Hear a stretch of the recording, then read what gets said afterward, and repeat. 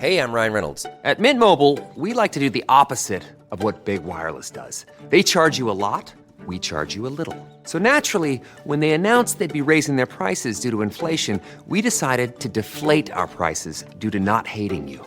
That's right. We're cutting the price of Mint Unlimited from $30 a month to just $15 a month.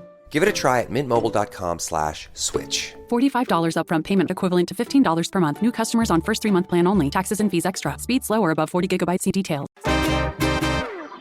Today on CityCast Philly, on Friday evening, shortly after 6 p.m., a small medical jet carrying 6 passengers crashed near the Roosevelt Mall in Northeast Philly.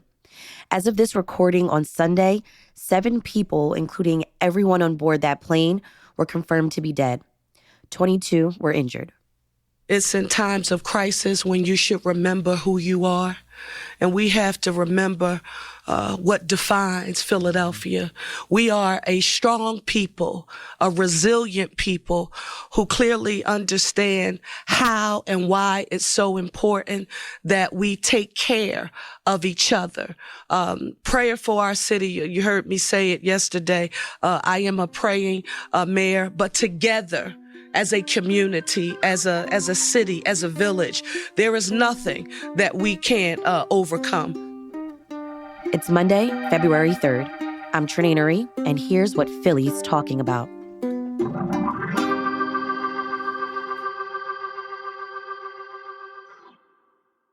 I'm joined by CityCast Philly executive producer Matt Katz. Hey, Matt.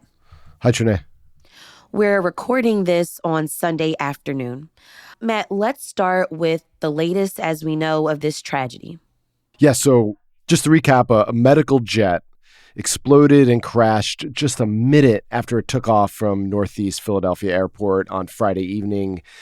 Pieces of the plane landed around Roosevelt Mall at Cottman and Roosevelt Boulevard. There was also an explosion just before the crash. The plane was carrying 6 people, including an 11-year-old girl from Mexico who had been treated for a spinal condition at Shriners Children's Hospital in Philly over the last several months. All 6 people on this flight, including the girl and her mother, they were all Mexican nationals and they were all killed. A 7th person who was in a car on the ground was also killed. There were fires scattered across the scene on Friday, and we know that 22 additional people were injured. 3 of those people are in critical condition. This is as of Sunday afternoon. The Inquirer reported that the injured are between the ages of 4 and 85. The scene around this area, as was evident by many disturbing social media videos, was just horrifying. Witnesses reported seeing a person on fire. We know someone was injured when plane debris went through the window of a diner and hit somebody in the head. And we are still learning more about just the nature of the injuries. I believe 11 residential properties were damaged and untold businesses in the area. And I just want to read out the names of the deceased as we know them. These are the 6 people on the plane. Those are the only names we have so far.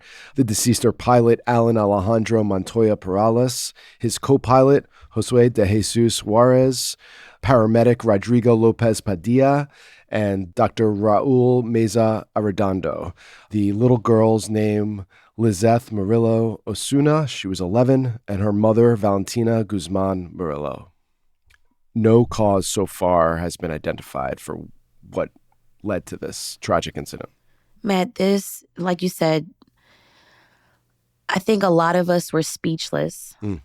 I don't think many of us have ever seen something like this in Philadelphia. Ever since Friday, I still heard sounds of aircrafts. And I think coming from the D.C. plane crash, Right. You know, I'm nervous now.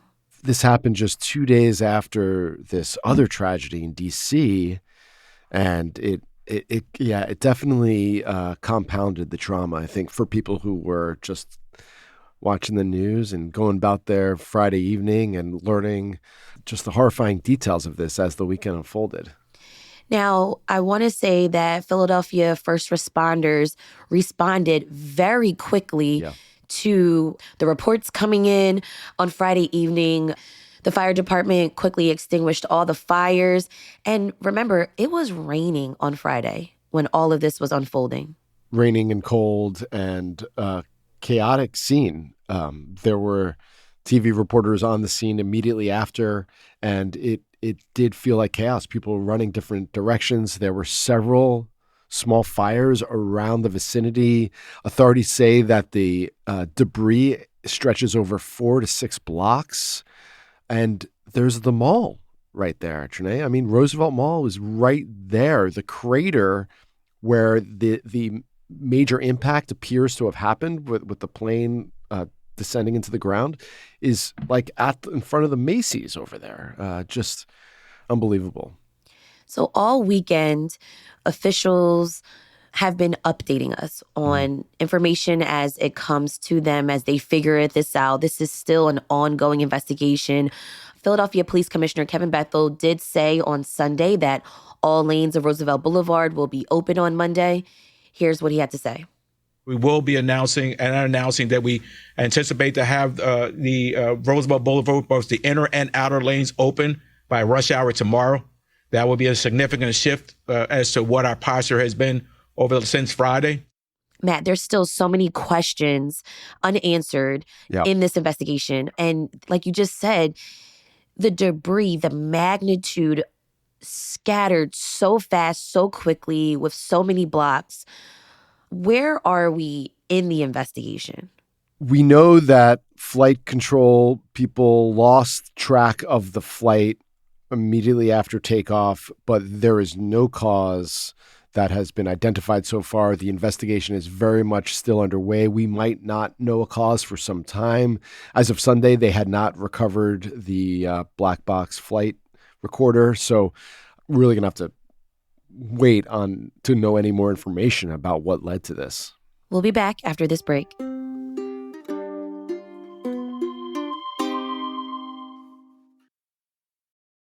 This episode is brought to you by LifeLock.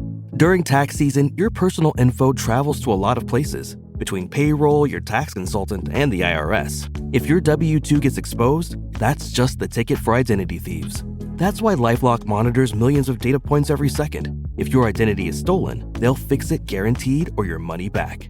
Don't let identity thieves take you for a ride. Save up to 40% your first year. Visit LifeLock.com/podcast. Terms apply. Don't miss out on the final football game of the season with Prize Picks. Join now because Prize Picks are giving away a free pick for the big game where 1 yard equals 1 win. Just pick more or less on at least 2 players for a shot to win up to 1,000 times your cash. Download the Prize Picks app and use code FIELD and get $50 instantly when you play $5. That's code FIELD on Prize Picks to get $50 instantly when you play $5. You don't even need to win to receive the $50 bonus. It's guaranteed. Prize Picks. Run your game. Must be present in certain states. Visit prizepicks.com for restrictions and details. Matt, I don't think we can emphasize it enough about how heartbreaking this was. On Friday, so many videos were circulating on social media showing residents' Ring camera footage. Some videos were showing moments before the crash, during the explosion, debris at a nearby Dunkin' Donuts. I mean, you can hear people screaming. We saw witnesses in the area being interviewed, talking about the experience. On Sunday, Parker talked about just how challenging that was to explain to our children, explain to our family and friends, because some of the videos were so graphic. And some of the things that have happened to people who are fighting for their lives were really graphic. I'm thinking about the story Action News did with the family of Andre Howard. He is a 10-year-old who was impacted by the plane crash. His dad said that he and his siblings were in the car during the crash. His dad thought that there was a car crash nearby that had happened, but then they saw the fire, they saw debris being scattered all over the place. Andre, the 10-year-old boy, told his sister to duck. He grabbed her, and that's when a piece of metal went into his head. A stranger takes his shirt off his back, applies pressure to the wound. Police rush Andre to Jefferson Torresdale Hospital. And then they tell the family that they can't treat children with trauma, but they did. The family talks about how then Andre gets transported to Children's Hospital Philadelphia. And, meanwhile, doctors are telling this family, like, he may not walk again. But as of Saturday night, Andre's condition had gotten better. We have a little bit of tape from his dad. To face death yesterday and speaking today, stepping up for his little sister like I trained him and his other brothers to do, off of instinct, he's my hero. He's strong. He's a jokester, but he's strong. Oh, he's a superhero. He's a superhero. Trenae, it's just unbelievable that there weren't more fatalities. It's really miraculous. I mean, this is one of the busiest intersections in the city. You have a Friday night during rush hour. It's next to a mall in a residential area. We have to be thankful that this wasn't worse, even as we mourn the loss of life. And we hope and pray that those who are injured, including this child we just spoke about, make a speedy recovery. This came at such a high positive moment for the city, given the Eagles and going to the Super Bowl, right? I mean, Trenae, we were supposed to do a show today on the Eagles. And obviously we pushed that back because of this. But really, as a city, we were riding high with the NFC Championship victory last week, the Super Bowl this coming Sunday, and then one of the most shocking tragedies in modern Philadelphia history hits us. But, I think we can lean on the unity that we feel in this city when the Eagles are doing great, when you're wearing that Eagles hat and you nod at the person walking by who's also wearing Eagles gear. And, you think about the partying on Broad Street after the win last week, and you realize that the unity as a community can extend beyond sports. When you see what we watched over the weekend, how onlookers and first responders and city officials and hospital workers spent the last 72 hours taking care of their fellow Philadelphians. So Mr. Rogers always says, look for the helpers in times of tragedy. And I think we can certainly do that now, even though we're both feeling elation over the Eagles and heartbreak over this plane crash. For sure. I think, it's a split of emotions, for sure. I think there are people who turned off the news because it's traumatic. It's difficult to process. It's, I don't want to hear this anymore. And I totally understand that. And you need to find things that bring you joy, whether that's, spending time with a loved one, calling someone up, going to a place of worship. Officials encourage residents to call this hotline, 988, if they want to talk about some of the trauma that they're experiencing. There's also resources for business owners who are impacted to get resources like emergency relief, and that's through the Department of Commerce. So folks can go to business.phila.gov and reach out to the city that way. There's going to be a town hall on Wednesday, and those details are still unfolding, and that will be at 7 o'clock. They're still trying to figure out where to have this. But yeah, again, like you said, we're in this, split moment where we're coming off this amazing win from the Philadelphia Eagles. We're dealing with this tragedy. We're picking up the pieces. And then we're going to muster up energy again to cheer on the Birds in the Super Bowl, but also muster up the energy to connect and remember that we are all Philadelphians and that we're all in this together. And I want to acknowledge and kind of put like this big hug around the first responders and city officials and folks that have been up all weekend, to the reporters in the city who've been on the ground, to just everyone, just be encouraged that, your efforts and the work that you've been doing all weekend since this is not unnoticed and is seen. I feel like that's super important to acknowledge, and especially to you and Abby and Siani. I just want to acknowledge that. Amen, Trenae. And we will continue to bring the latest to folks about the aftermath of the plane crash, about updates on the victims and the latest on the investigation, both on the podcast and in the Hey Philly newsletter.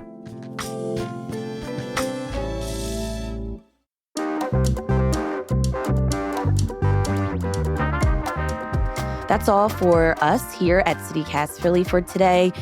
Share this episode with loved ones, rate the show, leave us a review, and subscribe.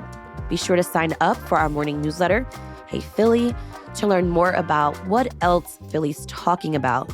We'll be back tomorrow morning with more news from around the city. Take care.